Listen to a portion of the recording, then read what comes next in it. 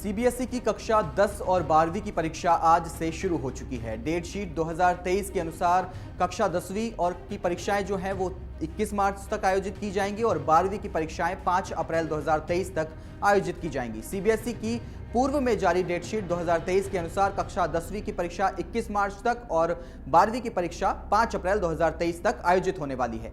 CBSE कक्षा 10वीं की और 12वीं के एडमिट कार्ड हाल ही में सीबीएसई की आधिकारिक वेबसाइट cbse.gov पर जारी कर दिए गए थे और स्कूलों के प्रमुखों को स्कूल लॉगिन आईडी से सीबीएसई 10वीं और 12वीं के एडमिट कार्ड डाउनलोड करने थे और उन पर स्कूल प्रिंसिपल को हस्ताक्षर भी करने थे और सील या मोहर भी लगानी थी। बता दें कि सीबीएसई परीक्षा 2023 में हर साल लगभग 35 से 36 लाख छात्र उपस्थित होते हैं। वहीं इस साल करीब 38,83,000 छात्र परीक्षा देने वाले हैं। एयर इंडिया ने मंगलवार को 470 विमानों के ऑर्डर के साथ में दुनिया की अब तक की सबसे बड़ी एविएशन डील फाइनल कर ली है। इसके साथ ही उसने फ्रेंच कंपनी एयरबस और अमेरिकी कंपनी बोइंग से सौदा किया है। एयर इंडिया को एयरबस 250 और बोइंग को 220 विमान देने वाला है। एयरबस इसी साल के अंत तक विमानों की डिलीवरी भी शुरू कर देगी। दोनों डील करीब 11.11 लाख करोड़ की हैं। रिपोर्ट के मुताबिक एयरबस के साथ हुई डील करीब 100 अरब डॉलर की है। इसके तहत 40 wild body A350 aircraft, 210 narrow body single Aizawl A320 Nios aircraft मिलेंगे और वहीं बोइंग से हुई डील में 34 अरब डॉलर की है। इसके तहत 40 wild body A350 aircraft, 210 narrow body single Aizawl A320 Nios aircraft मिलेंगे। वहीं बोइंग से हुई डील में 34 अरब डॉलर की बताई जा रही है, जिसके तहत एयर इंडिया को 190 B737 मैक्स विमान, 20 B787 विमान और 10 B777X विमान की डिलीवरी होगी। इसके अलावा एयर इंडिया के पास बोइंग से 70 और विमान खरीदने का विकल्प है, जिससे सौदे का कुल बजट 45.9 अरब डॉलर हो जाएगा, यानी 3.80 लाख करोड़ रुपए। प्रधानमंत्री नरेंद्र मोदी ने मंगलवार को फ्रांस के राष्ट्रपति इमैनुअल मैक्रोन के साथ में वीडियो कॉन्फ्रेंसिंग के जरिए बैठक की। दोनों नेताओं ने एयर इंडिया और एयरबस के बीच में एक नई साझेदारी के शुभारंभ कार्यक्रम में भाग लिया। इस कार्यक्रम को संबोधित करते हुए फ्रांस के राष्ट्रपति इमैनुअल मैक्रोन ने पीएम नरेंद्र मोदी से मुलाकात को लेकर खुशी जताई। फ्रांस के राष्ट्रपति इमैनुअल मैक्रोन ने कहा कि प्रिय प्रधानमंत्री मोदी और मेरे दोस्त नरेंद्र मोदी, आपको देखकर मुझे बहुत खुशी हुई। भले ही ये एक वीडियो कॉन्फ्रेंसिंग हो, पर आपको G20 बाली में हुई मुलाकात के बाद देखकर अच्छा लगा। मैं आपको, आपके मंत्रियों और हमारे साथ मौजूद सभी लोगों को इस डील के लिए बधाई देता हूं। एरोस्पेस सेक्टर में ये अवसर बांटने के लिए मैं आपका शुक्रगुजार हूं। इस साझेदारी से भारत और फ्रांस के संबंधों को और मजबूती मिलेगी। दरअसल टाटा ग्रुप ने अपनी एयरलाइंस एयर इंडिया के लिए 250 विमान खरीदने को लेकर फ्रांस की कंपनी एयरबस के साथ में डील की है, जिस पर दोनों ने मंगलवार को हस्ताक्षर किए हैं। विदेश मंत्री एस जयशंकर ने कहा है कि अंतर्राष्ट्रीय व्यवस्था में बदलाव आ रहे हैं और अब नया बैलेंस बन रहा है। उन्होंने कहा कि अंतर्राष्ट्रीय व्यवस्था में पूर्ण संतुलन हो रहा है और वह युग पीछे छूट गया है जब प्रगति का मानक पश्चिमीकरण को माना जाता था। उन्होंने कहा कि अंतर्राष्ट्रीय व्यवस्था में धीरे धीरे व्यापक बहुध्रुवीयता उत्पन्न हो रही है और अगर तेजी से विकास करना है तो यह आवश्यक है कि सांस्कृतिक पूर्ण संतुलन भी हो।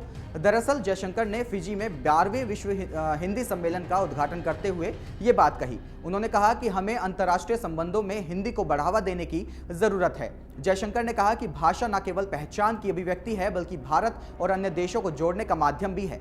बता दें कि फिजी के प्रमुख शहर नादी में फिजी सरकार और भारतीय विदेश मंत्रालय की ओर से आयोजित इस सम्मेलन में दुनिया भर से हिंदी के करीब 1200 विद्वान और लेखक भाग ले रहे हैं। समाजवादी पार्टी के अध्यक्ष अखिलेश यादव ने कानपुर देहात में हुई घटना को लेकर उप मुख्यमंत्री ब्रजेश पाठक द्वारा पीड़ित परिवार से बातचीत का जो वीडियो शेयर किया गया है, उसे लेकर कड़ा प्रहार किया है। उन्होंने कहा है कि इस वीडियो में स्वजन जो मांग कर रहे हैं उसे काट दिया गया है, केवल उप मुख्यमंत्री की बात दिखाई गई है। अखिलेश ने लिखा कि दिखावटी भाजपाई संवेदना का शर्मनाक वीडियो, भाजपाइयों ने अपना हिस्सा तो दिखा दिया लेकिन पीड़ित की मांग का हिस्सा काट दिया। ये भाजपाई असंवेदनशीलता का निकृष्टतम रूप है, जिसके साथ सपा मुखिया ने बातचीत का पूरा वीडियो इंटरनेट मीडिया पर शेयर किया है। इसमें स्वजन उप मुख्यमंत्री से एक आर्मी मैन का नाम लेते हुए एसडीएम और एसएचओ पर कार्रवाई की मांग कर रहे हैं। दरअसल कानपुर के मंडलायुक्त राजशेखर ने वीडियो कॉल पर पीड़ित परिवार की उप मुख्यमंत्री ब्रजेश पाठक से बातचीत कराई थी। ब्रजेश पाठक ने बातचीत का वीडियो शेयर किया था। पुलवामा हमले की बरसी पर मध्य प्रदेश के पूर्व मुख्यमंत्री दिग्विजय सिंह ने एक ट्वीट किया और सियासी गलियारों में भूचाल आ गया। दिग्विजय सिंह के इस ट्वीट के बाद में मुख्यमंत्री शिवराज सिंह चौहान और बीजेपी के तमाम नेताओं ने पलटवार किया है। मुख्यमंत्री ने कहा कि मुझे लगता है कि दिग्विजय सिंह उनकी जो बुद्धि है वो फेल हो गई है। सोनिया गांधी और राहुल गांधी को इसका जवाब देना चाहिए। दरअसल दिग्विजय सिंह ने ट्वीट करते हुए लिखा था कि आज हम उन 40 शहीद सीआरपीएफ जवानों को श्रद्धांजलि देते हैं जो पुलवामा में भारी इंटेलिजेंस चूक के कारण शहीद हो गए। मुझे उम्मीद है कि सभी शहीदों के परिवारों का अच्छे से पुनर्वास किया गया है। इससे पहले भी उन्होंने 23 जनवरी को कांग्रेस की भारत जोड़ो यात्रा में सर्जिकल स्ट्राइक और पुलवामा अटैक पर बयान देकर देश की सियासत गरमा दी थी। जम्मू कश्मीर में उन्होंने कहा था कि सरकार ने अब तक सर्जिकल स्ट्राइक का सबूत नहीं दिया है। केंद्र सरकार सर्जिकल स्ट्राइक के बारे में बात करती है कि हमने इतने लोग मार गिराए, लेकिन सबूत कुछ नहीं है। कोलकाता में ट्रैफिक जाम को दूर करने और दवाओं को समय पर वितरित करने के लिए ड्रोन के माध्यम से दवाई भेजने की सेवा शुरू की गई है। TSAW के एसोसिएट वाइस प्रेसिडेंट अर्पित शर्मा ने कहा है कि हमें दवाइयां देने के लिए एक डेडिकेटेड ड्रोन सर्विस लॉन्च करने की खुशी है। हमने कोलकाता में भारी ट्रैफिक की भीड़ पर ध्यान दिया और हावड़ा और हवाई मार्ग से दवाओं की डिलीवरी को सुविधाजनक बनाने के बारे में सोचा। उन्होंने कहा कि आने वाले दिनों में दवाओं की ड्रोन डिलीवरी शुरू करने के लिए पश्चिम बंगाल में 8 और स्थानों को चिन्हित किया गया है। उन्होंने कहा कि 1 महीने के भीतर हम कालिकापुर में ड्रोन वितरण सेवा शुरू करेंगे। हम दिल्ली स्थित ड्रोन निर्माता हैं। हम TSAW ड्रोन बनाते हैं जो हावड़ा से सोल्ट लेक के सेक्टर 5 तक संचालित होते हैं। उन्होंने कहा कि हम जल्द ही एक और हवाई रेंज ड्रोन पेश करेंगे जो आसपास के कस्बों और शहरों में भी कवर कर सकता है।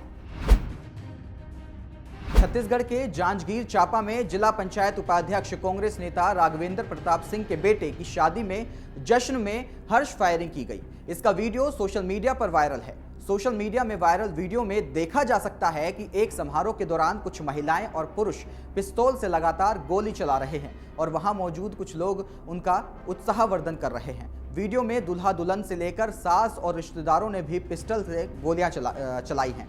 वहीं जिसके बाद में इसका वीडियो सोशल मीडिया पर अपलोड कर दिया गया। इस मामले में ASP अनिल कुमार सोनी का कहना है कि समारोह में कुछ लोगों के द्वारा शस्त्र चलाने का वीडियो वायरल हुआ है। लाइसेंसधारी शांतनु सिंह के द्वारा लाइसेंस की शर्तों का उल्लंघन किया गया है।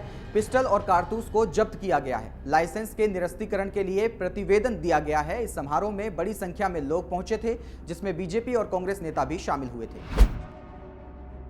खंडवा के हरसूद विधानसभा में विकास यात्रा के कार्यक्रम में प्रदेश के वन मंत्री विजय शाह एक युवक पर भड़क गए।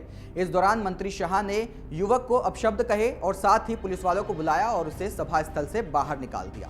मंत्री शाह ने कांग्रेस नेता पर आरोप लगाया कि उन्होंने युवक को शराब पिलाकर यहां भेजा है। वन मंत्री विजय शाह युवक से गुस्से में बोलते हुए दिखाई दिए, जिसका एक वीडियो भी सोशल मीडिया पर वायरल हो रहा है। वीडियो में मंत्री पुलिस वाले से ये कह रहे हैं कि युवक को थाने ले जाओ। साथ ही मंत्री ने मंच से युवक को अपशब्द भी कहे। इस दौरान उन्होंने एक कांग्रेस नेता का नाम लेते हुए उस पर आरोप लगाया कि युवक को उसी ने शराब पिलाकर भेजा है। वीडियो में मंत्री विजय शाह कह रहे हैं कि ये विजय शाह की सभा नहीं है, ये सरकार की सभा है। इसे बिगाड़ने की कोशिश की तो इसके बाद में, इस वाक्य के बाद वो यहाँ पर अपशब्द कहते हुए सुनाई दिए। पाकिस्तान के पूर्व पीएम इमरान खान ने एक बार फिर से भारत की मोदी सरकार की तारीफ की है। उन्होंने लाहौर में कहा कि भारत ने रूस से सस्ता तेल खरीदने और महंगाई दर को 7.5% से घटाकर 5.5% कर लिया है, जबकि पाकिस्तान में यह 12% से बढ़कर 30% तक हो गई है। उन्होंने इसके लिए पूर्व सेना प्रमुख जनरल कमर जावेद बाजवा को जिम्मेदार ठहराया, जो बीते साल नवंबर में ही रिटायर हुए थे। उन्होंने कहा कि मैंने बाजवा से कहा था कि भारत के अमेरिका से अच्छे संबंध हैं, इसके बाद भी वह यूक्रेन की जंग पर न्यूट्रल हैं, इसलिए पाकिस्तान को भी इस जंग से दूर रहना चाहिए। इमरान खान ने कहा कि मैं जब रूस गया तो बाजवा ने इस पर आपत्ति जताई थी। फिर मैं जब रूस में जाकर वहां से गेहूं की सप्लाई के लिए डील करके और सस्ते तेल की खरीद पर बात करके लौटा तो उन्होंने मुझ पर दबाव डाला कि मैं पुतिन की निंदा करूं। मैंने देश हित में ऐसा नहीं किया। डाउनलोड करें अमर उजाला ऐप और पाएं खबरें लगातार। अगर आप ये वीडियो YouTube पर देख रहे हैं तो हमारे चैनल को सब्सक्राइब करें और बेल आइकन को दबाना ना भूलें। अगर आप Facebook पर ये वीडियो देख रहे हैं तो हमारे पेज को लाइक करें।